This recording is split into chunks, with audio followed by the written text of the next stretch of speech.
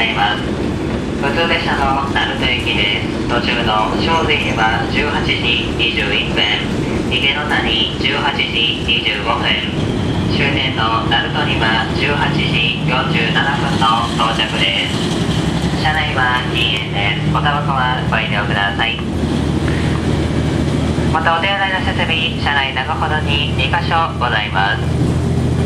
携帯電話、スマートフォンは音が出ないようマナーモードに切り替えていただき、通話はご遠慮ください。